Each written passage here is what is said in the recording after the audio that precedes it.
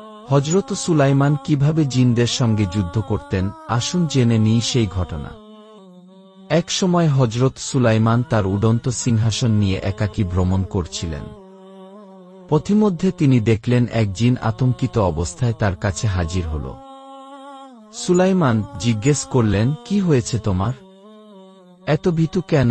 জিনটি কাঁপতে কাঁপতে বলল, হে আল্লাহর নবী, একদল জিন সাধারণ মানুষের উপর অত্যাচার করছে, জাদুবিদ্যার মাধ্যমে ফ্যাসাদ সৃষ্টি করছে এবং তাদের ঈমান দুর্বল করে দিচ্ছে। আমরা দুর্বল, তাদের প্রতিরোধ করতে পারছি না। আপনি এর বিচার করুন। এই কথা শোনা মাত্রই হযরত সুলাইমান আর দেরি করলেন না। তিনি উড়ন্ত সিংহাসন নিয়ে দ্রুত সেই অঞ্চলের দিকে রওনা হলেন এবং এক মুহূর্তের মধ্যে সেই জিনদের এলাকায় পৌঁছে গেলেন। তিনি বললেন, হে অহংকারী জিন জাতি, আল্লাহকে ভয় করো এবং সত্যের পথে ফিরে আসো। কিন্তু জিনদের সর্দার অহংকার করে উত্তর দিল, আমরা কাউকে ভয় করি না, আমরা কারো আদেশ মানব না। যদি তোমার সত্যিই শক্তি থাকে তবে আমাদের পরাজিত করে দেখাও। এ কথা শোনার পর হযরত সুলাইমান তার অলৌকিক ক্ষমতা প্রদর্শন করলেন। তিনি চোখ তুলে তাকাতেই প্রবল ঝড় শুরু হল, মেঘ গর্জন করে উঠল, আর মাটি ফেটে লোহার শিকল বেরিয়ে এল। সেই শিকলগুলো একে একে সকল বিদ্রোহী জিনদের বেঁধে ফেল, ফলে তারা 1 ইঞ্চি নড়তেও পারছিল না। এ দৃশ্য দেখে অন্য জিনরা আতঙ্কিত হয়ে তার পায়ের কাছে নত হয়ে ক্ষমা চাইতে লাগল। তারা কাঁদতে কাঁদতে বলল, হে সুলাইমান, আমাদের ক্ষমা করুন, আমরা আপনার আদেশ পালন করব। তখন হযরত সুলাইমান বললেন, আমি দাউদের পুত্র, আল্লাহর নবী, এবং তিনি আমাকে এই বিশ্বের বাদশাহ বানিয়েছেন। তোমরা যদি আল্লাহর পথে ফিরে আসো তবে আমি তোমাদের ক্ষমা করব।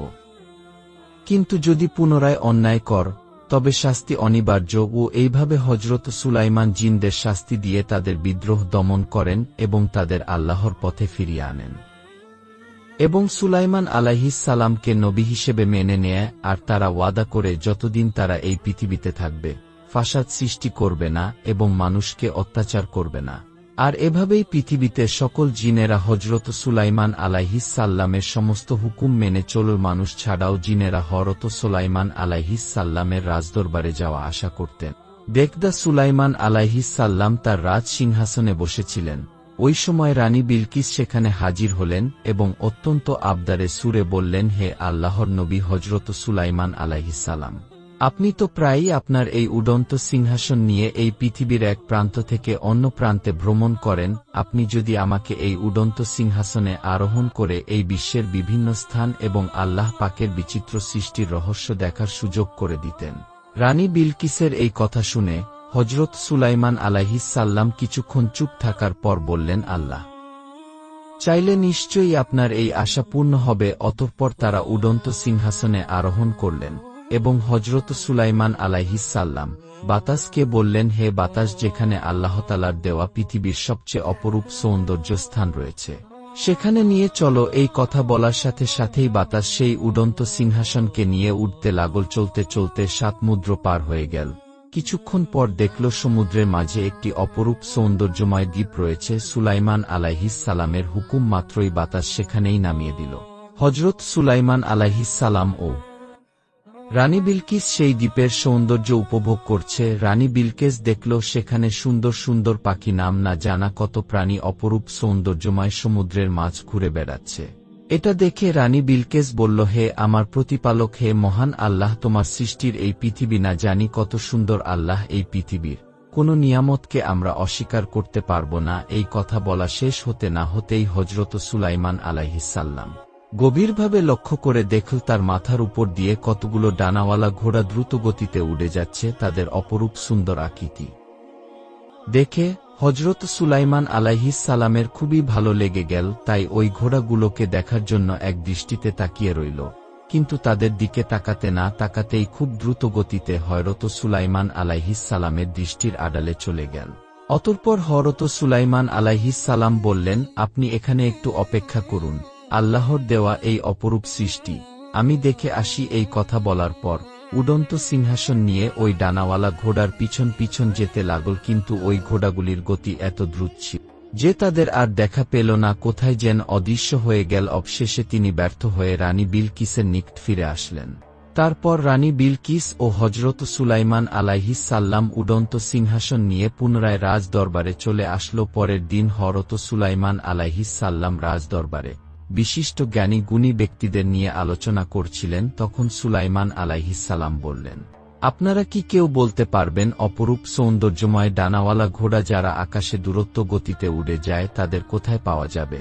তখন সেখানে উপস্থিত থাকা একজন সেনা বলল, হুজুর, এমন ঘোড়া চোখে তো দেখা দূরের কথা, আমরা এখনো পর্যন্ত নাম শুনিনি, তবে জিনের বাদশা এই খবরটা হয়তো বলতে পারবে। তখন সুলাইমান আলাইহিস সালাম বললেন, যাও জিনের বাদশাকে এখানে ডেকে আনো। অতঃপর কয়েকজন সৈন্য জিনের বাদশাকে এই খবর দেওয়ার জন্য রওনা হল। জিনদের দেখা যায় না, তাই তারা সেখানে গিয়ে অদৃশ্যমান অবস্থায় বলল, হে জিনের বাদশা, হযরত সুলাইমান আলাইহিস সালাম আপনাকে এখনই হাজির হতে বলেছে। এই কথা বলে তারা সেখান থেকে চলে আসলো। সাথে সাথে জিনের বাদশা বাইরে বেরিয়ে আসলো এবং রাজদরবারের দিকে যেতে লাগল। চীনের বাদশার রাজ দরবারে এসে বলল, হুজুর, আপনার আদেশ পালনে আমি একান্ত কর্তব্যপরায়ণ, আমাকে ডেকেছেন কেন? তখন সুলাইমান আলাইহিস সালাম বললেন, কিছু দূরে সমুদ্রের মাঝে একটি সুন্দর দ্বীপ রয়েছে, আর ওই দ্বীপে কতগুলো ডানাওয়ালা ঘোড়া বেড়াচ্ছে। তাদের মধ্যে থেকে কতগুলো ঘোড়া ধরে আনো। একথা শোনা মাত্রই জিনের বাদশা অত্যন্ত চিন্তিত এবং হতভম্ব হয়ে দাঁড়িয়ে রইল। তখন সুলাইমান আলাইহিস সালাম বললেন, কি ব্যাপার, তুমি কিছু বলছো না কেন? অতি শীঘ্রই আমার এই আদেশ পালন করো। তখন জিনের বাদশা বলল, হুজুর, আমাকে অন্য কোনো আদেশ করুন, তা আমি পালন করব, কিন্তু দয়া করে এই আদেশ প্রত্যাহার করে নিন। আমাকে ক্ষমা করে দিন, এই আদেশ পালন করার ক্ষমতা আমার নেই। তখন পাশে থাকা একজন সেনা ধমক দিয়ে বলল, কি বলছো? সুলাইমান আলাইহিস সালামের আদেশ তুমি পালন করতে পারবে না? তখন জিনের বাদশা বলল, হুজুর, ওই ঘোড়াগুলোর গতি এত দ্রুত যে তাদের কাছে পৌঁছাতে না পৌঁছাতেই তারা শূন্যে উড়ে যাবে, তাদের কাছে পৌঁছাতে পারব না। তবে ছন্দন নামক একজন জিন আছে, যে আপনার ভয়ে সমুদ্রের গভীরে বসবাস করে, সে হয়তো এই কাজটি করতে পারে। তখন সুলাইমান আলাইহিস সালাম বললেন, যাও, তাকে সঙ্গে নিয়ে ওই ঘোড়াগুলি ধরে নিয়ে এসো। অতঃপর জিনের বাদশা তার কয়েকজন সঙ্গীকে নিয়ে সমুদ্রের কিনারায় হাজির হল এবং উচ্চস্বরে বলতে লাগল, ছন্দন জিন, তাড়াতাড়ি বাইরে এসো। কিন্তু কোনো উত্তর আসলো না। তখন জিনের বাদশা চালাকি করে বলল, হে ছন্দন, তোমার জন্য একটি সুসংবাদ আছে, তুমি এখনো লুকিয়ে আছো। হযরত সুলাইমান আলাইহিস সাল্লাম মৃত্যু বরণ করেছে। কথা শোনা মাত্রই সমুদ্রের নিচে থেকে ছন্দন জিন আনন্দে আত্মহারা হয়ে উঠল। সে খুব আনন্দ করতে করতে তার কয়েকজন সঙ্গী সহ সমুদ্রের নিচে থেকে উপরে আসতে লাগলো। যখন তাদের কাছে আসলো, তখন জিনের বাদশা বলল, হে ছন্দন, এখন আর লুকিয়ে থাকার দিন নেই। হযরত সুলাইমান আলাইহিস সাল্লাম এই পৃথিবীতে আর রাজত্ব করতে পারবে না। এখন এই পৃথিবীর রাজত্ব আমাদের হাতে চলে আসবে, তাই দেরি না করে তাড়াতাড়ি চলো। অতঃপর যেতে যেতে তারা বেশ কিছু পথ অতিক্রম করল। যখন তারা রাস্তার মধ্যবর্তী স্থানে উপস্থিত হল, তখন জিনের বাদশা তাদেরকে বন্দী করল এবং কিছুক্ষণের মধ্যেই রাজদরবারে নিয়ে হাজির হল। হযরত সুলাইমান আলাইহিস সালামকে দেখা মাত্রই সুমতুন জিন ভয়ে থরথর করে কাঁপতে লাগল, কেননা সে ইতিপূর্বে অনেক ভুল করেছিল। অতঃপর ছন্দে জিন কাকুতি মিনতি করে বলল, হুজুর, আপনার ভয়ে আমি এতদিন সমুদ্রের নিচে ছিলাম। অধম, আপনার কাছে পরম অপরাধী আমি জানি। ইতিপূর্বে আমি যে অপরাধ করেছি তার শাস্তি প্রাণদণ্ড, তবুও আপনার কাছে ক্ষমা চাইছি। দয়া করে আমার প্রাণ ভিক্ষা দিন, এখন থেকে আমি আর কখনোই অবাধ্য হব না। তখন হযরত সুলাইমান আলাইহিস সাল্লাম রাগান্বিত হয়ে বললেন, হে ছন্দন, তোমার অপরাধ ক্ষমা করতে পারি যদি তুমি আমার একটি কাজ করতে পারো। তখন ছন্দন জিন বলল, হুজুর, বলুন, আপনার জন্য কি করতে পারি? তখন সুলাইমান আলাইহিস সালাম বলল, কিছু দূরে সমুদ্রের মাঝখানে একটি সুন্দর দ্বীপ রয়েছে এবং সেখানে ডানাওয়ালা ঘোড়া রয়েছে, তার মধ্যে থেকে একটা আমার জন্য ধরে নিয়ে এসো। এটা শুনে সন্ধান জিন অবাক হয়ে গেল, কিন্তু কিছু বলল না। এই নির্দেশ পেয়ে সমস্ত জিনের দল সমুদ্রের মাঝে এসে দ্বীপে যেতে লাগল। এই দ্বীপে এসে চন্দন জিন বলল, আপনারা সবাই জানেন এই ঘোড়াগুলির গতি এত দ্রুত, তাদের পাকড়াও করা আমাদের পক্ষে সম্ভব নয়। তবে এই ঘোড়াগুলো ধরে নিয়ে যাওয়ার জন্য আমাদের একটা কৌশল অবলম্বন করতে হবে। এই ঘোড়াগুলো যখন উঠতে উঠতে ক্লান্ত হয়ে যায়, তখন এর পাশে একটি স্থানে পানি খেতে আসে। যদি আমরা ওই স্থানে সারা মিশিয়ে রাখি, তাহলে তারা সারাক্ষণ নেশাগ্রস্ত হয়ে পড়বে, আর তখনই আমরা তাদের রশি দিয়ে বেঁধে ফেলব। এই বুদ্ধি শুনে সবাই এই বুদ্ধি শুনে সবারই ভাল লাগল। তারা দেরি না করে সেই স্থানে গিয়ে হাজির হল এবং সেখানে ওই পানির সাথে সারা মিশিয়ে যে যার মতো লুকিয়ে পড়ল। কিছুক্ষণ পর কতগুলো অপরূপ সৌন্দর্যময় ডানাওয়ালা ঘোড়া উঠতে লাগল। অপরূপ সৌন্দর্যময় ডানাওয়ালা ঘোড়া উঠতে উঠতে ওই পানির কাছে এসে পানি পান করল এবং সাথে সাথেই তারা নেশাগ্রস্ত হয়ে পড়ল আর তারা উঠতে পারছে না। আর তখনই ঘোড়াগুলিকে রশি দিয়ে বেঁধে ফেলল। অতঃপর তারা সবাই ঘোড়াগুলিকে নিয়ে হযরত সুলাইমান আলাইহিস সালাম এর নিকট হাজির হল। ঘোড়াগুলির এত অপরূপ সৌন্দর্য ছিল যে তাদের দিক থেকে চোখ ফেরাতে পারল না। এক দৃষ্টিতে দেখতে লাগল। ঘোড়াগুলি দেখতে দেখতে হযরত সুলাইমান আলাইহিস সালাম নিজের কর্তব্য ভুলে গেলেন। তখন আসরের নামাজ শেষ ওয়াক্ত ছিল। সূর্য প্রায় অস্ত যাবার মতো সময় হয়ে গিয়েছিল। ঘোড়াগুলোর সৌন্দর্য দেখার কারণে নামাজ আদায় করা হল না। হঠাৎ সুলাইমান আলাইহিস সালামের মনে পড়ে গেল নামাজের কথা। তখন তিনি চমকে উঠলেন এবং নামাজের জন্য রাজ দরবারের ভিতরে যেতে লাগল। আর সাথে সাথেই আল্লাহর দরবারে তওবা করলেন এবং বললেন, হে আল্লাহ, হে আমার প্রতিপালক, আমি না বুঝে এই সৌন্দর্যের মোহ জালে আবদ্ধ হয়ে তোমার ইবাদত থেকে বঞ্চিত হয়েছি। আমার এই অপরাধ তুমি ক্ষমা করে দাও। এই বলে অঝরে কাঁদতে লাগলেন। ঠিক ওই সময় মহান আল্লাহ তাআলা হযরত জিবরাইল আলাইহিস সালামকে বললেন, হে জিবরাইল, তুমি সূর্যকে হুকুম দাও সে যেন আল্লাহর হুকুমে অস্ত্র যেতে কিছুটা সময় অপেক্ষা করে। এই নির্দেশ পেয়ে হযরত জিবরাইল আলাইহিস সালাম সূর্যের কাছে এসে হাজির হল এবং বলল, হে সূর্য, আল্লাহর হুকুমে তুমি ওখানেই থেমে থাকো। আল্লাহর পয়গম্বর হযরত সুলাইমান আলাইহিস সালামের নামাজ শেষ না হওয়া পর্যন্ত তুমি অস্তমিত হজ না। তাফসীরকারও উল্লেখ করেছেন, সেই দিন সূর্য যথাসময়ে অস্তমিত করতে সক্ষম হয়নি।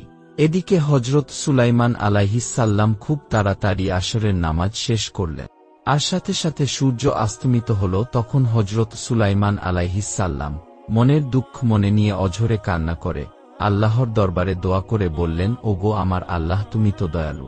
আমি ভুল করে এই প্রার্থীদের জগতের এক ঘোড়ার সৌন্দর্যের আকৃষ্ট হয়ে সবকিছু ভুলে গিয়েছিলাম। দয়া করে মেহেরবানি করে আমাকে ক্ষমা করে দিন। অতঃপর ঘোড়ার প্রতি কোন দেশ সৃষ্টি হল। তখন হযরত সুলাইমান আলাইহিস সালাম সবাইকে বললেন, যাও এই ঘোড়াগুলো আমার সামনে নিয়ে এসো। এই নির্দেশ অনুযায়ী ঘোড়াগুলিকে এক এক করে সামনে আনা হল। আর তখনই হযরত সুলাইমান আলাইহিস সালাম সমস্ত ঘোড়ার ডানা কেটে ফেলল। ঠিক সেই সময় গায়বী আওয়াজ আসলো, হে সুলাইমান, তুমি প্রমাণ করেছ যে পৃথিবীর সবকিছুই সামান্য আর আল্লাহর প্রতি ভালোবাসা তোমার কাছে সর্বোচ্চ।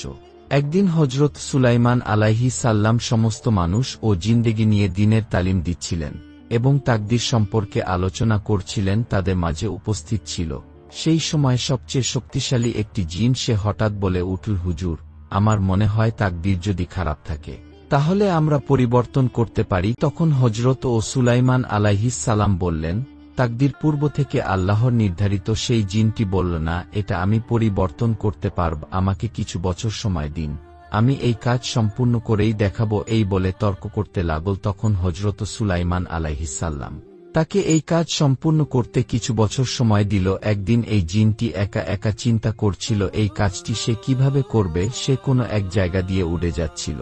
এমন সময় হঠাৎ সে দেখল এই রাজ্য থেকে কিছু দূরে এক ধনী ব্যক্তির একটা বিশাল প্রাসাদ রয়েছে। সেখানে কতগুলো ছোট মেয়ে খেলা করছে। এটা দেখে তিনটি ওখানে দাঁড়িয়ে পড়ল এবং অদৃশ্য হয়ে ওই ধনী ব্যক্তির ছোট্ট মেয়েকে উড়িয়ে নিয়ে গেল।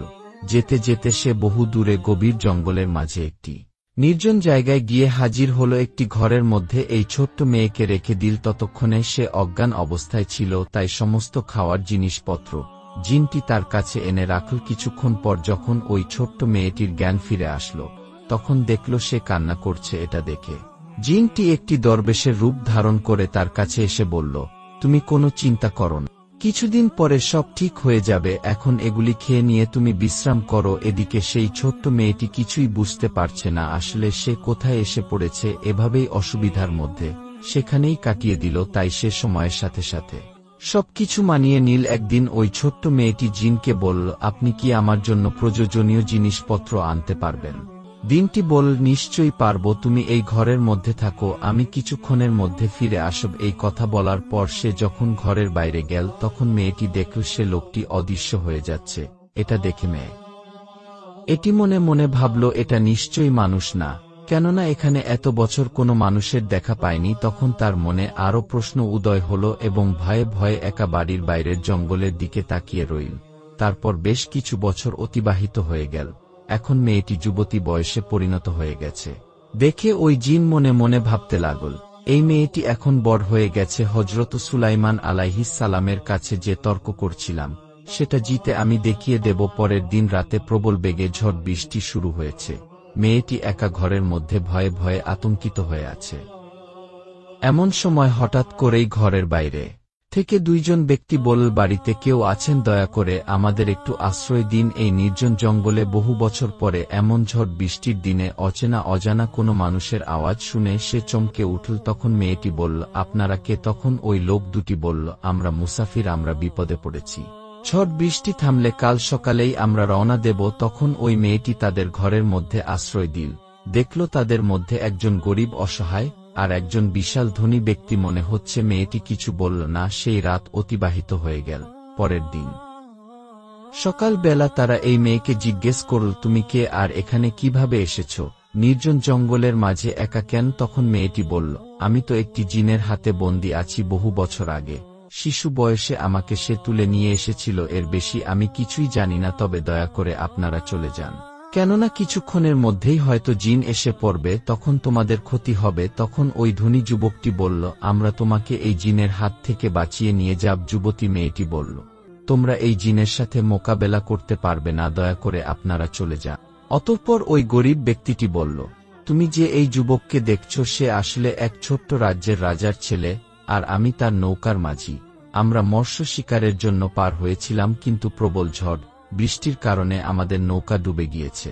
কোনো প্রকার জীবন বাঁচিয়ে আমরা এখানে এসেছি। তখন যুবকটি বলল, আমি জানতে চাই কেন জিন আপনাকে এভাবেই বহু বছর বন্দী করে রেখেছে? তখন যুবতী মেয়েটি বলল, আমি কিছু জানি না। জিন আপনাদের ক্ষতি করতে পারে। এই বলে তাদের ঘরের মধ্যে লুকিয়ে রাখল। এদিকে জিনের আসার সময় হয়ে গিয়েছিল। হঠাৎ করে জিনটি কিছু খাবার জিনিস এনে ঘরের মধ্যে পরিবেশ করল এবং বলল, কি ব্যাপার, আজকে যেন অন্যরকম দেখাচ্ছে। এখানে কি কোনো মানুষ এসেছিল? তখন মেয়েটি বলল, আপনি এসব কি বলছেন? এমন নির্জন জঙ্গলের মাঝে মানুষ কোথা থেকে আসবে? আপনার ধারণা ভুল হচ্ছে।